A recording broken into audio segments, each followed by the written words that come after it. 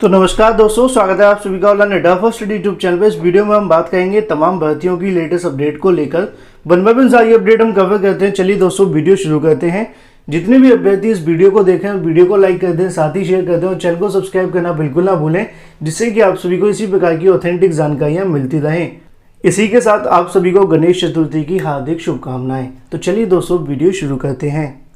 आगे बढ़ने से पहले अगर आप यूपीएससी राज्योत्सव लेखपाल की तैयारी कर रहे हैं तो ये बिल्कुल सही समय अपनी प्रिपरेशन को बूस्ट करने का। उसके लिए मार्केट में आप सभी के लिए आ चुकी है चक्षु प्रकाशन की बेस्ट बुक। जैसा कि आप सभी स्क्रीन पर देख पा रहे हैं, इस बुक के अंदर बहुत सारी आपको जो डिटेल है वो दी गई है। पीईटी परीक्षा में आपने देखा ऑनलाइन का कुछ भी पेपर के अंदर नहीं पूछा गया, जो भी पूछा गया सब कुछ बुक से आपको देखने के लिए मिला। इसी वजह से मैं आपको कहूंगा कि अगर आप लेखपाल के अंदर एक सीट लेना चाहते हैं तो बुक के माध्यम से पढ़ें। 100% आपका जो सिलेक्शन है वो होगा। इस बुक के अंदर आपको बहुत सारी जानकारी साथ में डिटेल देखने के लिए मिलेगी।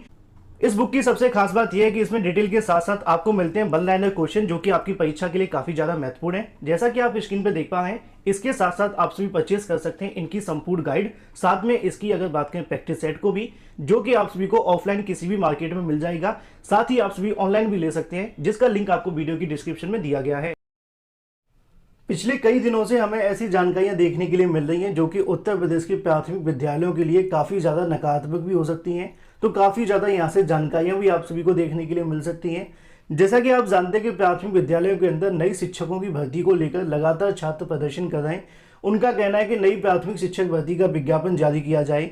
उत्तर प्रदेश के अंदर हजारों की संख्या के अंदर पद खाली हैं। इसको लेकर आप सभी बिल्कुल जानते होंगे, सरकार ने भी 51,000 का यहाँ पे कहने की दावा तो किया था, लेकिन उसके बाद उन्होंने कमेटी का गठन कर दिया कि खाली पदों की संख्या हमारे पास कितनी है और उस कमेटी के बाद में फैसला लिया जाएगा। लेकिन एक और बड़ी अपडेट देखने के लिए मिल रही है कि उत्तर प्रदेश के प्राथमिक स्कूलों के अंदर एक और ऐसे पद हैं जिनको यहां से समाप्त कर दिया गया है और उन पदों की संख्या बताई जा रही है लगभग 1,25,000 के समथिंग। एक बहुत बड़ी संख्या के अंदर पद हैं और ये जो जानकारी दी जा रही है समाचार पत्रों के हवाले से आपको देखने के लिए मिल रही है। अगर इसका कहीं ना कहीं 20% या 30% पद भी समाप्त होते हैं तब भी बहुत बड़ी संख्या बन जाती है। हालांकि यहाँ पे तो पदों की संख्या ही बहुत ज्यादा है।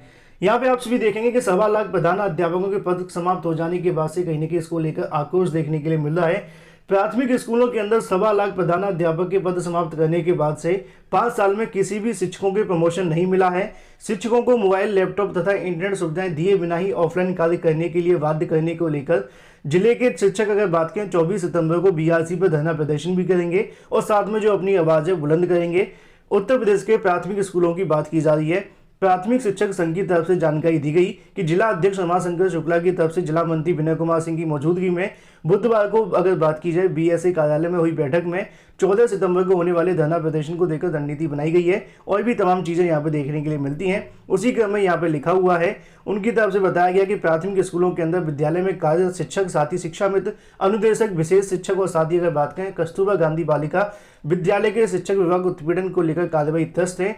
जिला मंत्री विनय सिंह ने बताया है कि अनुदेशकों को लगभग 70,000 से घटाकर 7,000 मानदेय दिया जा रहा है। ऐसे में यहाँ पे इनका जो मानदेय 1,000 बढ़ाए जाने की बात की गई है, लेकिन जो पहले घटा दिया है वो काफी ज्यादा है। लेकिन मसला ये नहीं है, मसला ये है कि यहाँ पे लगभग 1.25 लाख प्रधान अध्यापकों के जो पद हैं वो समाप्त कर दिए गए हैं। उत्तर प्रदेश के प्राथमिक विद्यालयों की बात की जा रही है। लेकिन सवाल तो ये भी है कि आखिर पद क्यों समाप्त किए गए हैं, इसके पीछे रीजन क्या है, किस वजह से समाप्त किए जा रहे हैं। क्योंकि जब तक आप सभी जानते हैं कि इनको प्रमोशन करके प्रधानाध्यापक नहीं बनाया जाएगा, शिक्षकों के पद यहाँ पे खाली नहीं होंगे और भी तमाम चीजें आपको देखने के लिए मिलेंगी। नई भर्तियां आपको कोई देखने के लिए मिली नहीं है पिछले 4 से 5 साल के अंदर प्रधानाध्यापकों की, और पद समाप्त होने की जानकारी मिलने के बाद से अब वो धरना प्रदर्शन करने वाले हैं 14 सितंबर 2021 को। इसी के साथ एक और बड़ी अपडेट देखने के लिए मिल रही है कि उत्तर प्रदेश में हाल ही में 60,000 पदों पर निकली भर्ती को लेकर बड़ा घोटाला सामने आया है। हालांकि जब ये भर्ती निकाली गई थी उससे पहले दावे किए गए थे कि भर्ती के अंदर भाई भतीजावाद अगर होगा तो यहाँ पर उसके खिलाफ कार्रवाई की जाएगी। लेकिन ये उत्तर प्रदेश है, उसी क्रम में 60,000 पदों पर भाई भतीजों को नौकरी दे दी गई है, ऐसा दावा किया गया है। उत्तर प्रदेश में चल रही पंचायत सहायकों की भर्ती के बारे में जानकारी देखने के लिए मिल रही है कि ग्राम पंचायतों की तरफ से पंचायत सहायकों की नियुक्ति में पेच फंस चुका है। प्रधानों ने मेरिट के आधार पर विरोध किया था, जैसा कि आप सभी जानते हैं। अब जब मेरिट के आधार पर विरोध किया गया तो उसके बाद से चीज़ें आपके सामने हैं कि यहाँ पे आप सभी के सामने देखने के लिए मिलता है कि मेरिट में शामिल अभ्यर्थियों को चयन करने से उन्होंने हाथ खड़े कर दिए हैं। ग्राम पंचायतों के चयन करने के लिए 7 सितंबर तक का समय दिया गया था, मगर अभी तक 1193 ग्राम पंचायतों में से 251 ग्राम पंचायतों से ही फाइलें आई हैं। अधिकांश प्रधानों ने मनमानियों के बावजूद अपने परिजनों का जो चयन है वो कर लिया है, ऐसा कहना है समाचार पत्रों की तरफ से। योगी सरकार ने गांव-गांव एक-एक बेरोजगार को रोजगार देने के लिए मानदेय पर पंचायत सहायकों की तैनाती करने का फैसला किया है। ग्राम पंचायतों के आवेदकों की मेरिट बनाने के लिए 7 सितंबर तक का समय दिया गया था, लेकिन 8 सितंबर को चयन सूची फाइनल, अगर बात की जाए जो फाइल है डीपीआरओ कार्यालय अनुमोदन के लिए जानी थी लेकिन नहीं गई है। उसका रीजन यहाँ पे बताया जा रहा है कि ग्राम प्रधानों की तरफ से अपने चहेतों को, अपने परिवार के लोगों को यहाँ पे कहीं ना कहीं जो पंचायत सहायकों के पदों पर नौकरी दे दी है। मुझे ये समझ में नहीं आता, ग्राम प्रधान को इतने पैसे मिलते हैं ना, वैसे भी दूसरी तरफ से ही पैसे कमाई लेते होंगे, आप सभी जानते हैं, मुझे कहने की आवश्यकता नहीं है। 6000 की नौकरी के लिए अगर किसी बेरोजगार को दे दिए जाए, हो सकता है कि 6000 में बेरोजगार का कुछ होगा भी नहीं, लेकिन फिर भी इस प्रकार की चीजें हमारे प्रदेश में देखने के लिए मिलती हैं, काफी ज्यादा समस्यात्मक है। पहले से ही कहा था कि मेरिट के आधार पर चयन होगा तो 90% संभावना यही होगी कि यहाँ पे कहीं ना कहीं इस प्रकार की चीजें देखने के लिए मिलेगी। हालांकि सरकार ने यह भी कहा था कि इसकी कमेटी बनेगी और कमेटी के बाद में रिपोर्ट सौंपी जाएगी। हर भर्ती में यही होता है। एक बार फिर से 60,000 पदों की भर्ती को लेकर यहाँ पे जो कहीं ना कहीं आरोप लगने शुरू हो गए। उनका कहना है कि ग्राम पंचायतों की तरफ से अपनी मनमानी से किसी को भी यहाँ पर रख लिया गया है, खासकर उनके भाई भतीजावाद का जो माहौल है वो आपको देखने के लिए मिला है। लेकिन वहीं दूसरी तरफ बात करें अपनी अगली अपडेट के बारे में, जो कि संबंधित है उत्तर प्रदेश में टीजीटी पीजीटी भर्ती को लेकर। जैसा कि आप जानते हैं कि हाल ही में टीजीटी पीजीटी 2021 साथ में टीजीटी 2016 की परीक्षा का आयोजन करवाया गया बायोलॉजी का। उसके बाद से आप सभी के सामने यहाँ से जो आंसर की है वो जारी कर दी गई थी, लेकिन सबसे ज़्यादा छात्रों के मन में सवाल ये देखने के लिए मिल रहा था कि संशोधित आंसर की कब जारी होगी।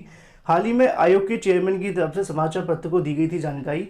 उनका कहना था कि जो संशोधित आंसर की होगी वो आपके परिणाम के साथ में जारी होगी, लेकिन इसके पीछे सबसे बड़ा कारण देखने के लिए मिल रहा है कि चयन बोर्ड कहीं ना कहीं इस बात को दबाने का प्रयास कर रहा है कि उत्तर कुंजी के अंदर जो समस्याएं देखने के लिए मिली हैं, अगर उन समस्याओं को लेकर चयन बोर्ड की तरफ से निस्तार नहीं किया जाता है या फिर अगर अभ्यर्थी इस बात को लेकर नाखुश होते हैं तो मामला कोर्ट में जाएगा। और कोर्ट में जब जब आंसर की को लेकर मामला जाता है किसी भर्ती को लेकर, 1-2 बार में तो समस्या क्रिएट कर ही देता है।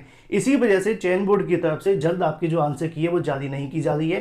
पहले उम्मीदें जताई जा रही थी कि आपकी जो आंसर की होगी 1 से 2 हफ्ता के अंदर जारी कर दी जाएगी, लेकिन जितनी बड़ी संख्या में जब आपत्ति चयन बोर्ड को मिली तो चयन बोर्ड की तरफ से यह फैसला लिया गया कि आपकी जो आपत्ति के अनुसार अब जो आपकी आंसर की जारी की जाएगी वो सीधे रिजल्ट के साथ में जारी होगी, जिससे कि अगर परिणाम घोषित हो जाता है, मामला कोर्ट में जाता है, तो भर्ती पे स्टे जैसी चीजें कम देखने के लिए मिलती हैं। इसी वजह से चयन बोर्ड की तरफ से संशोधित आंसर की को अभी जारी नहीं किया जाएगा। जो भी अभ्यर्थी बार बार पूछ रहे थे कि अब जो संशोधित आंसर की वो जारी क्यों नहीं हो रही है, तो इसके पीछे चयन बोर्ड की सोची समझी साजिश है। वो चाहते हैं कि अगर एक साथ आंसर की जारी की जाएगी तो कम संभावना है कि मामले को लेकर कुछ और होगा, क्योंकि 1-1.5 महीने के अंदर तो भर्ती पूरी हो जाएगी। कई बार ऐसा होता है कि संशोधित आंसर की जारी हो जाती, छात्र कोर्ट चले जाते हैं और जब तक आयोग की तरफ से परिणाम बनाया जाता है तब तक भर्ती पर स्टे भी लग जाता है। तो ऐसे में इन्हीं तमाम समस्याओं का सामना ना करना पड़े, इसीलिए चयन बोर्ड की तरफ से संशोधित आंसर की जारी नहीं की जा रही है। वहीं दूसरी तरफ बात करें अपनी अगली अपडेट के बारे में, जो कि संबंधित है उत्तर प्रदेश में प्री प्राइमरी स्कूलों को लेकर।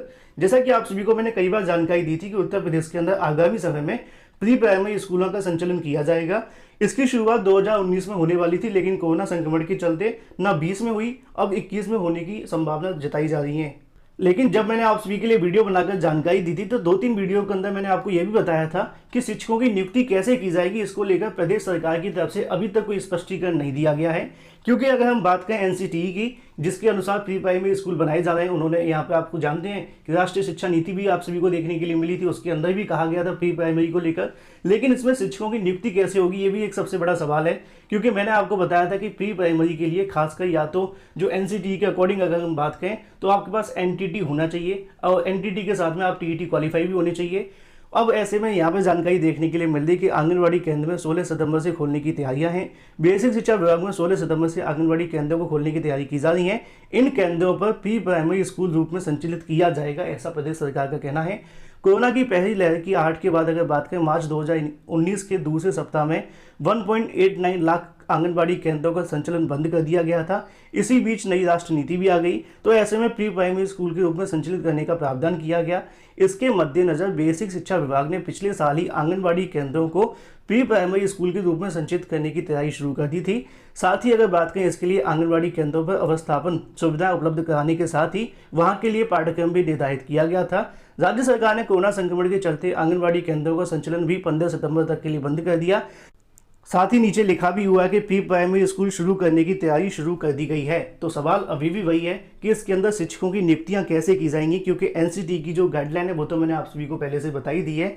अगर एनसीटी के अनुसार देखें तो इनको नई भर्तियां करनी पड़ेंगी, लेकिन सरकार की तरफ से अभी तक इसको लेकर कोई घोषणा नहीं की गई है। लेकिन वहीं दूसरी तरफ बात करें अपनी अगली अपडेट के बारे में, जो कि संबंधित है एलटी ग्रेड शिक्षक भर्ती 769,000 और यूपीएससी पीईटी को लेकर। तो जैसा कि आप सभी जानते हैं कि एलटी ग्रेड की 2018 की जो भर्ती है वो अभी तक पूरी नहीं हुई है, हालांकि 2017 की भर्ती है। उसी को लेकर देखने के लिए मिलेगा कि चयनित संस्तुति की जानकारी को देकर आयोग ने लगाया पूर्ण विराम। अगर हम बात करें उत्तर प्रदेश लोक सेवा आयोग की तरफ से एलटी ग्रेड 2018 की परीक्षा के चयनित होकर भी अंग्रेजी भाषा के अभ्यर्थी की नियुक्ति नहीं हो पा रही है। चयनित होने के बाद कॉलेज आवंटन की मांग को लेकर माध्यमिक शिक्षा निदेशालय पहुंचे तो नियमावली को लेकर यहाँ पर हवाला देते हुए उनका कहना है कि वापस कर दिया गया कि लोक सेवा आयोग जाएं। लोक सेवा आयोग जब पहुंचे तो उनकी तरफ से यहाँ जानकारी दी गई कि चयनितों की जो संस्तुति है वो 25 मई को ही शिक्षा निदेशालय भेज दी गई है। अब जो आगे की कार्यवाही होगी वो निदेशालय से होगी, मतलब कि दोनों जगहों से अभ्यर्थी को इधर उधर गोल गोल घुमाया जा रहा है। अंग्रेजी भाषा के करीब अगर बात की जाए 22 अभ्यर्थी ऐसे हैं जो कि लोक सेवा आयोग से चयनित होने के बावजूद भी नियुक्ति पाने के लिए भटक रहे हैं, जबकि इस भर्ती के अन्य विषयों के चयनितों को नियुक्ति मिल चुकी है। अंग्रेजी भाषा के चयनित गजेंद्र प्रताप बुंदेला ने बताया कि भर्ती के विज्ञापन में अंग्रेजी साहित्य विषय उसके साथ समकक्ष लिखा था। अंग्रेजी भाषा के अंग्रेजी साहित्य के समकक्ष विषय होने की बात ईवीबी कहता है और बताता भी है, तो उसी को लेकर यह मामला देखने के लिए मिल रहा है।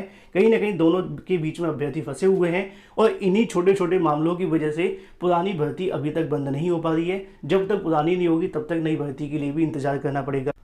तो वहीं दूसरी तरफ बात करें 69,000 की चौथी सूची को लेकर। जैसा कि आप जानते हैं कि 69,000 के अंदर पहले 67,000 को नियुक्ति दी गई, उसके बाद में जो सीटें खाली रह गई 6,000 के समथिंग उस पर दोबारा से नियुक्तियां की गई। लेकिन अब ऐसे में फोर्थ काउंसलिंग को लेकर छात्रों की तरफ से मांग की जा रही है। उनका कहना है कि यहाँ पर लगभग 600 से ज़्यादा जो सीटें हैं वो खाली रह गई हैं और जो सीटें खाली रह गई हैं उन पर लगभग यहाँ पर अभ्यर्थी को दोबारा से सूची जारी करते हुए काउंसलिंग कराते हुए नियुक्ति पत्र दिए जाएं। इसी को लेकर हाल ही में एक ज्ञापन भी सौंपा गया था बेसिक शिक्षा विभाग के अंदर। तो वहीं दूसरी तरफ यहाँ पर भी आप सभी के सामने मांग देखने के लिए मिल रही है कि 69,000 की फोर्थ काउंसलिंग की जो लिस्ट है वो जारी की जाए। हालांकि इसको लेकर अभी तक सरकार की तरफ से कोई आधिकारिक घोषणा नहीं की गई है। लेकिन वही दूसरी तरफ बात करें यूपीएससी पीईटी 2021 को लेकर, जैसा कि आप सभी जानते हैं कि परीक्षा के बाद सबसे बड़ा इंतजार छात्रों के मन में अगर कुछ है तो वह है कट ऑफ के बारे में, साथ में रिजल्ट को लेकर। ऐसे में आयोग के चेयरमैन की तरफ से यहाँ जानकारी दी गई थी कि इस भर्ती के अंदर कोई कट ऑफ नहीं लगाया जाएगा।